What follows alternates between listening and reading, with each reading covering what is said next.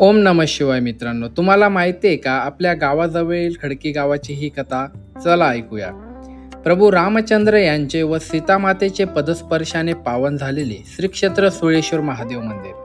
प्रभू रामचंद्र वनवासात जात असताना शरयू नदी तीर्थात राजा दशरथ राजांना तिलांजली देऊन त्यांनी दक्षिण दिशेस ब्रह्मगिरी त्र्यंबकेश्वर शिवतीर्थास प्रयाण करीत असताना व सीतामातेस अग्निदिवे घ्यायचे असल्यामुळे श्री क्षेत्र सुळेश्वर येथे कर्दम नावाचे ऋषी तपश्चर्या करीत होते. तेथे श्रीराम, लक्ष्मण व माता सीता थांबले. परंतु ऋषींनी प्रभू रामचंद्र यांना कळंबो नावाचा राक्षस नेहमी त्रास देतो असे सांगितल्यावर प्रभू रामचंद्र सुळेश्वर येथे मुक्कामास राहिले. त्यावेळी सीतामातेस दिव्यांची आठवण झाली. त्यांनी त्यासाठी गोमातेची गोमुखाची स्थापना केली. त्याच ठिकाणी अष्टमातृका जयंती, मंगलाकाली, भद्राकाली, कृपालिनी, दुर्गा, क्षत्रा, सावित्री या सातही आसरांची स्थापना केली. ऋषींकडे अग्निदिव्यांसाठी परवानगी मागितली. त्यावेळी ऋषींनी अगस्त्य ऐशोमुखा यांच्याकडे जाण्यास सांगितले. मी ब्रह्मचारी आहे.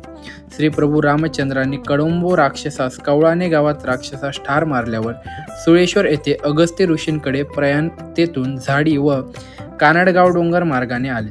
तेथे भोलेश्वर म्हणून लिंग स्थापन केले. नंतर अगस्त्य ऋषींकडे जाऊन सीता मातेची व अगस्त्य पत्नी लोपामुद्रा यांची भेट झाली. लोपामुद्रा व अगस्त्य यांचे साक्षीने सीतामातेस अगस्त्य तीर्थक्षेत्राचे अग्निदिवे घेतले.